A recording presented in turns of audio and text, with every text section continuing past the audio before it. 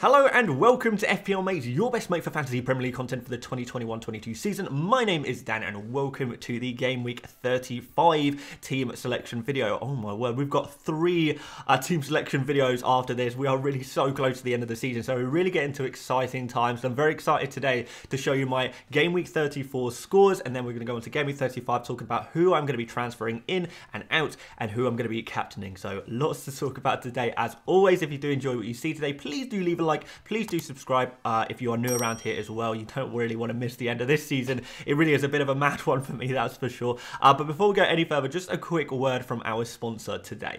So I'm very pleased to say that one of my favourite non-FPL tools is back sponsoring the channel. Pouch is a free desktop browser extension that automatically finds and applies the best discount codes that you might not know about when you're shopping online. So for example, I want to buy a new Arsenal shirt from the Adidas website, let's go pay. But before we do, Pouch automatically pops up, lets me know how many discount codes it has found and applies the best one to save me the maximum amount of money. I just saved an insane £30 without having to do anything. Pouch works on over 3,000 UK sites, that's more than any other similar browser extension in the UK. And they've now launched Pouch Points. Even if there are no live codes available at the time, you can still earn points from participating retailers, which can be redeemed for gift cards later on.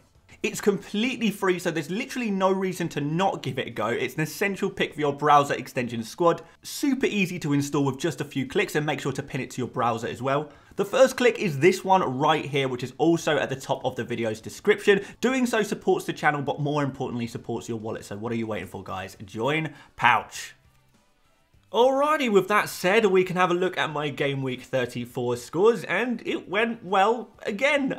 We've had another green arrow. It really is it's been a crazy few game weeks. It's been a crazy season as a whole. Just when I thought the top 100 was a distant dream, we are right back in it again, deep within it as well.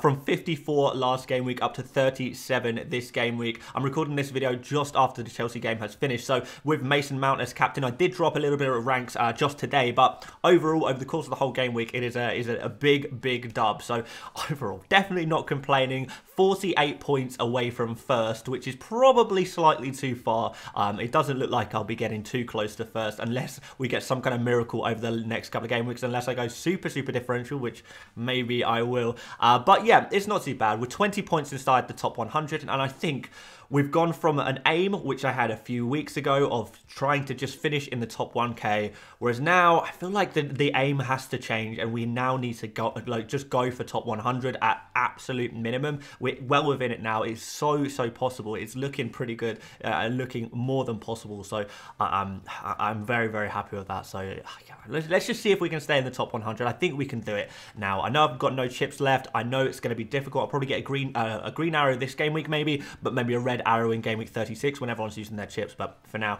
let's see what we can do. But yeah, there we go, guys. That's the team. We had some good scores. Robertson coming in absolutely clutch. He did an absolute madness. Saka with a madness as well, but everyone owns him anyway. We had a couple of bench options having to come on. I was originally starting Fabian Schär and Chris Wood, but instead we had Kolasevski and Weghorst come off the bench, but Weghorst got a couple of points there, so that wasn't too bad in the end of it.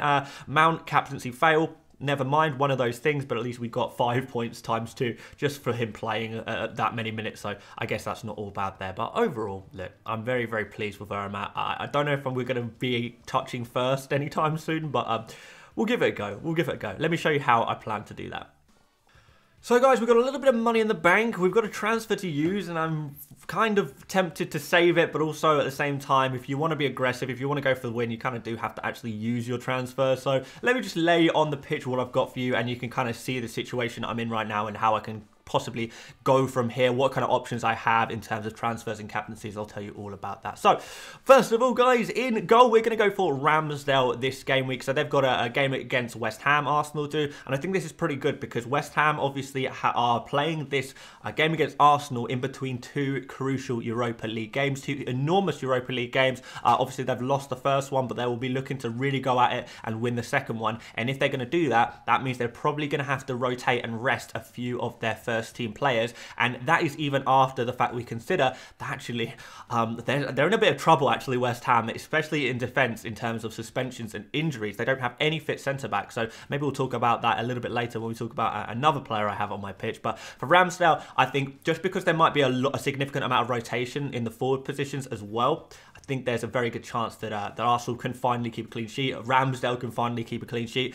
You guys know we've been waiting long enough for a Ramsdale clean sheet, so we are going to be going for him this game week regardless. So looking forward to that. I think we can finally do it. Finally get that 6 points on the board for Ramsdale, which it's been a while. It's been a while.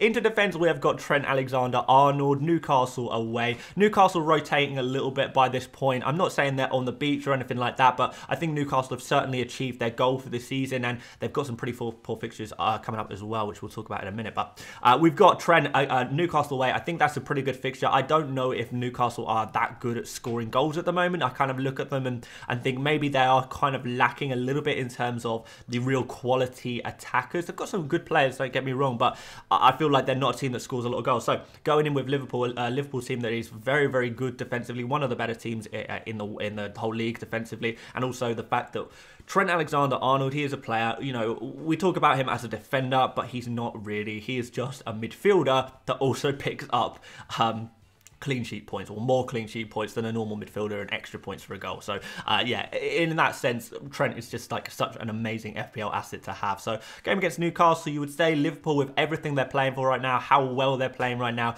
they're probably on for a pretty good victory here, you would say. I'm not saying they're going to go out and smash Newcastle. I do think Newcastle are a very good team, and this is an away game, remember, but Trent, I think, can do the business. I think a clean sheet is very much on, and then after that, it's just, let's see what happens. Can our Trent nick a goal? Can he nick an assist? Probably very easily. It's very, very within the realms of possibility, isn't it? And that's why we're doubling up with Andy Robertson. You guys probably knew that already. But yeah, we are big on the double Liverpool defence right now. I'm loving these two players at the moment. I tell you what, after last game week, I'm absolutely loving Robertson as well. He just has that ability to pop up out of nowhere and just score a goal, getting in those really nice positions. It's absolutely phenomenal. We kind of saw the similar situation with Alonso scoring, you know, same kind of goals that Robertson will be scoring. It's very nice to have defenders that are basically attackers. It is really nice, isn't it? And I'm sure you guys who do own Alonso will be feeling that one for sure. But yeah, Robertson, really, really happy to go with him again this game week. Hopefully he can get another goal return. That would be amazing. But we're looking at clean sheets primarily in this Newcastle game. I would say that Liverpool probably win, you know, 2-0. I don't think it's going to be a game where they go out and batter Newcastle. I think Newcastle are too good at the moment to be battered. I know they had a significant loss against Spurs a few weeks ago, but that kind of seemed like a one-off for them, really. They don't typically concede more than one goal, and it's going to take a team like Liverpool to score a couple of goals against them. So let's see what happens there. I think the double Liverpool defence is looking very good this week, and we know that there's not going to be too much rotation because Liverpool just have so much to play for in the league. They really want to win the Premier League, and you know what? They can do it. They really can do it. And another team that is competing for the Premier League title is Man City. So we do have Cancelo. This is an interesting one. A game against Leeds away. Now, Leeds are an improved team, don't get me wrong, under Jesse Marsch. And I think the fact that Calvin Phillips has come back into the team is going to help them as well. But I'm not going to talk about Man City attackers right this second, because I don't have any Man City attackers. And although Cancelo can occasionally nick him with a little attacking return here and there, he's not really been getting a lot of attacking returns recently, that's for sure. You know, he's not like massive on attacking returns. So I mean, it's fine. We've got a Man City defender who does do really well in the bonus points, which is pretty good. And occasionally he will get a goal or an assist. You know, he takes a lot of shots. He does create a little bit, but it's really difficult to predict where the goal returns are actually going to come from Man City. But what I will say about Leeds is they do look like they're lacking in attack, like really lacking in attack. They kind of have done all season. They've not scored nearly as many goals as we probably expected them to, because last season they were pretty good for goals, like scoring a lot of goals. This season it's kind of just not really happened for them, in part due to injuries, I guess. But even going forward, even right now, they're still not looking like they're going to score too many goals. And I think Manchester City, the best defence in the league, you know, that's what we know Man City as, the best defence in the league. You would say a clean sheet is not a certainty, but it's pretty likely, right? So more clean sheets, please. That will do very nicely. Clean sheets across the back. There is one defender I have in my squad who I'm not sure is going to get a clean sheet, though, and that is Fabian Schär. So we're going to leave him in the squad for now, just because I think he would be the first person I'm thinking about removing from my team, just because Newcastle have these terrible fixtures coming up. It's not looking very good, you know, Liverpool, Man City, Arsenal all in a row, and no doubles for Newcastle either. So there's certainly a team where I would be thinking about moving away from right now. So that would certainly be the first player I think about removing, to be honest. There are a couple icons, other Newcastle players that I still have that I'm also considering removing, but Share, for the sake of this video, is going to be the player, well, the first player I'll be transferring out anyway. So there we go. That's Fabian Schär. Let's move on to someone else in midfield. Let's go for Salah. So Salah, again, Liverpool against Newcastle. Not expecting a massive score, but what can we say, guys? Salah does seem like he is back on it. You know, whether it's goals, whether it's an assist, you know, in any competition right now, he just seems like he's back on it, which is so good to see. And Liverpool are really going to need him come this this end of the season. So yeah, Salah, it's always good with Salah. You know, you can always trust him. And I just think for someone like me who's in a pretty high position right now and just often just wants to play it fairly safe, it's nice to have a safe player there that I can just rely on, and that is exactly what Salah is. Just a safe player, a safe captain I can just keep relying on every week. I don't need to be like too risky and go for other players. I could just stick with Salah for now, which is exactly what I'm going to do. Like I said, I don't think this Newcastle away game is a phenomenal fixture, but it's good enough where a player like Salah always has the potential to do something special, and it's only going to take a penalty. Remember, he's on penalties as well, so that could very easily happen. Let's see. We've got Heung-min Son. Now, this one I'm actually feeling a little bit confident about. Like, I know a lot of you guys who have your Spurs assets are probably not too happy about Son at the moment, which is completely fair enough. Like, if you got Son, if you got Kane, you've got a couple of blanks over the last couple of game weeks, and you're probably feeling a little bit disappointed, which I completely understand. But remember, the teams that they've played, Brighton just completely outplayed them. They just won tactically. They won the tactical battle. And then Brentford, I think, you know, don't underestimate Brentford. They've been actually on some really good form recently. So I'm not entirely surprised they have managed to hold out Spurs. But this game against Leicester is different. It really is different. It's a home game for starters. It's a game in which we play against a Leicester side who, again, just like I was speaking about West Ham, Leicester have crucial European games, Europa Conference League games, either side of the weekend. And because of the strong lineup they put up in the Conference League, we are kind of thinking, again, Leicester heavily rotating. They've already proven to us pretty much every single game week, Leicester have been an absolute nightmare in terms of rotation. They've just been rotating like crazy, and you can never predict what the starting lineup's going to be. But certainly in this game, I'm thinking, hey, this is actually going to be a pretty big amount of rotation. There's going to be not a lot of motivation. There's not going to be a lot of first team players. There's going to be a bit of a mixed bag of players playing for Leicester. And Spurs, with everything they have to play for all the quality they have in their team, the fact that they really, really do need a result. Now that Arsenal have got a couple of good results, suddenly we're in a situation where Heung-min Son is going to be really called upon. He's still kind of playing, you know, as a slightly, in many ways, just as much as a striker as Harry Kane. Harry Kane often dropping in and trying to play through balls to Son on the counter-attack and stuff like that, which I think could work against Leicester, to be fair. So Son, I'm actually happy about this one. I don't want to talk about him too much. I know I've spoken a little bit, but no, honestly, Kane's, Son's, these kind of players, I think this could be a really, really good game week for them. Despite the last couple of games, I think this is a good point for them to turn it around. Let's move on to Mason Mount, who has just played back-to-back 90 minutes. We'll talk about maybe transferring him out in a bit, but for now, I'm not saying I'm going to transfer him out or anything like that. We know that Mount can play a seemingly endless amount of games, and he's certainly been in a slightly better form than you say maybe Havertz. For example, if we talk about Mount versus Havertz, you say Havertz is more likely to get rotated a little bit now. You know, after some, it's kind of not as impressive performances as you perhaps hoped for. Chelsea fans, I know you guys love Havertz, Chelsea fans, but you would probably say that there's been some difficult results for them, for Havertz recently in terms of his shooting and stuff like that. Anyway, so Mount, I think he's going to play a lot of games between now and the end of the season. He's got double game week next game week. I kind of do want to keep him, but at the same time, I'm thinking, could this be a time to rest Mount? This Everton game, is this the time? Or, you know, after a draw against Manchester United, is it going to be like, okay, Chelsea really need to get something out this next game. They really need to just solidify this third place, because nothing is guaranteed in football, and we know that we got Arsenal and Spurs. If they get a good result at the weekend, maybe, just maybe, Chelsea can drop out of it unless they are, you know, putting some strong squads out. So, yeah, I'm not saying it's going to happen by any stretch of the imagination, but it is going to depend on Chelsea, you know, going fairly hard, going fairly strong, and making sure they do pick up some results between now and the end of the season, whether that's just 1 or 2 wins. That might be all it takes from now, but certainly, yeah, Mason Mount is going to be a big part of that, one of their key players, and there's not really anyone else who can do the same job. And Everton, a weak defence. Could this be a good score for Mount if he plays? Potentially, yeah.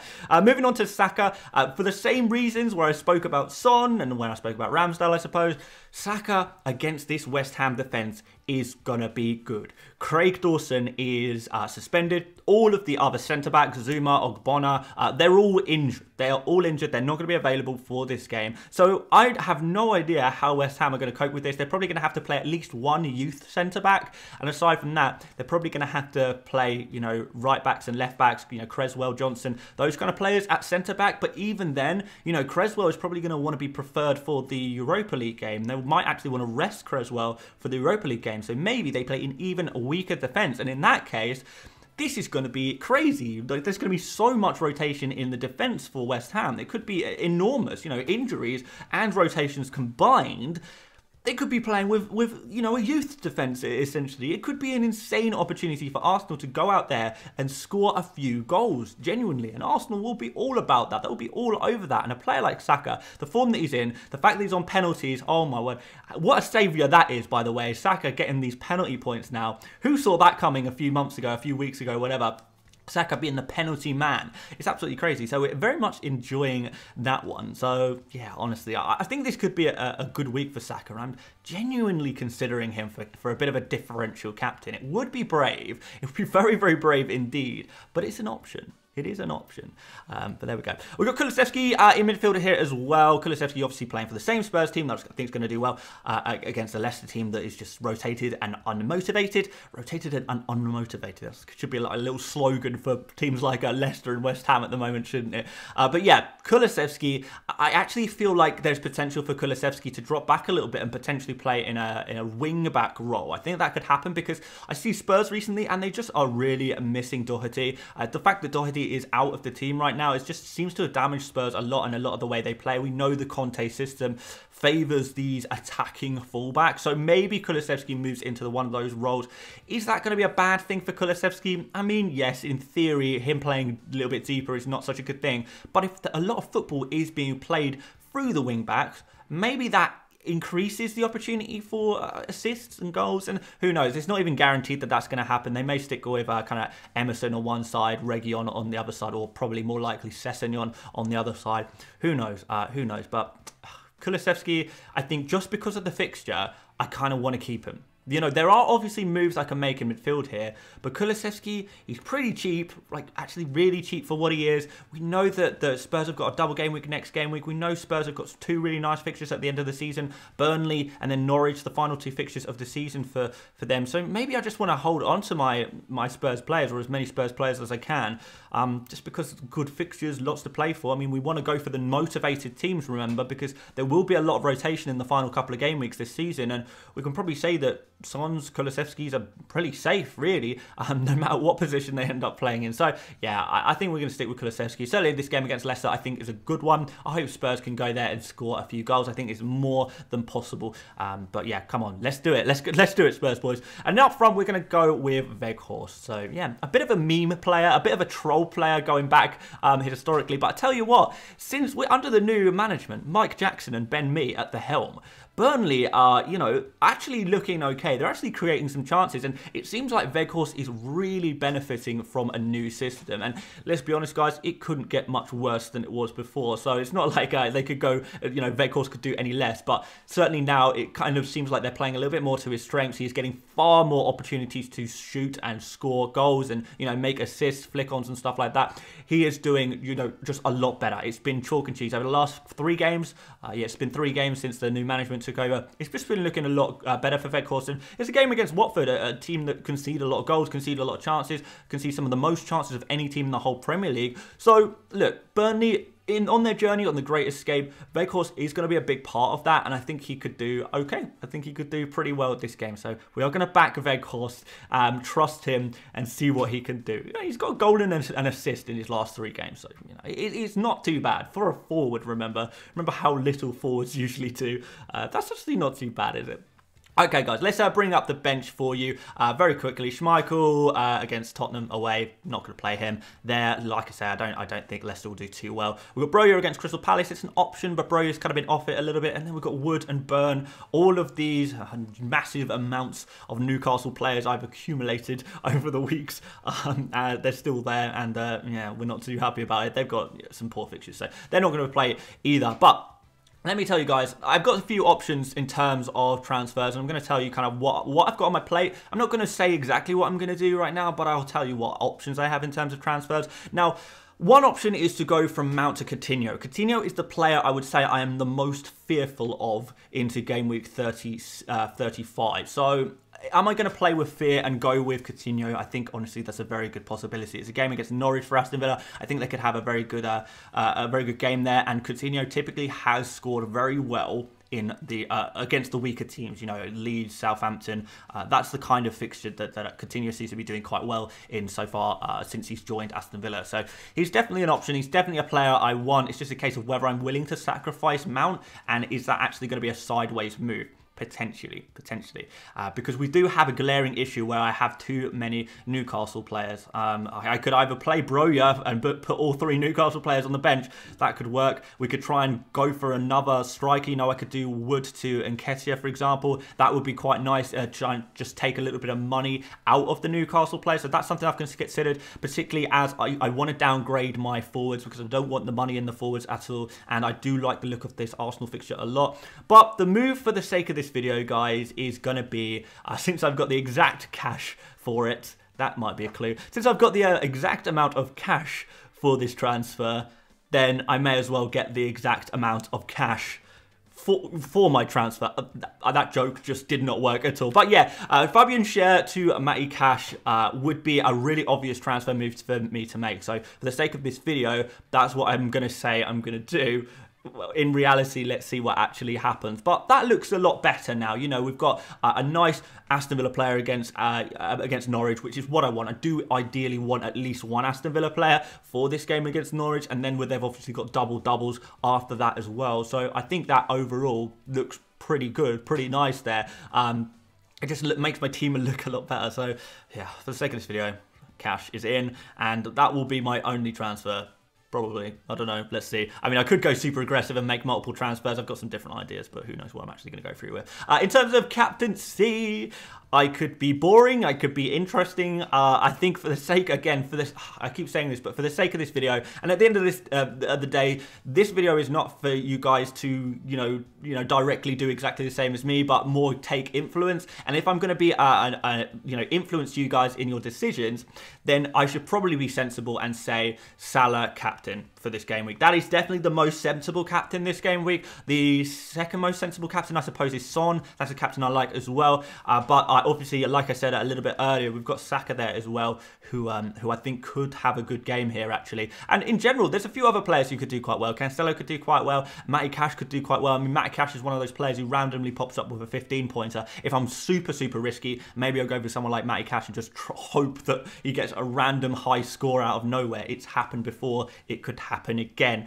That would be a crazy, real big plays for first way too early, but you know, it's definitely a consideration. But yeah, let's go with Salah captain, Son vice captain, and that would be my team. Looks pretty good. Exact money used, £0 in the bank, and there we go. There's a game week 35 team for you. It's not too bad. I like this team gets a green arrow, right? This team gets a green arrow. You hope, you think. Okay, guys, that is the end of the video. Thank you so much for watching. If you did enjoy what you saw today, please do leave a like, a thumbs up on the video. It really helps out the channel, and do subscribe if you are new around here as well. Like I say, it's going to be a really interesting end to the season for me. So if you're not subscribed already, make sure you do join me on these final weeks. This end to this journey that is just been the craziest season of my life. Wow, yeah, amazing.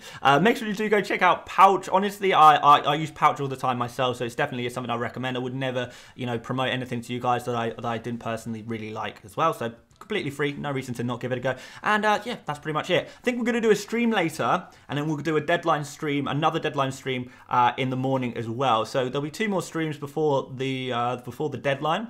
I hope to see a few of you guys there. Make sure you've got notifications on for those announcements. And yeah, that's pretty much it, guys. Thank you so much for watching, and I'll see you later, mates. Bye-bye.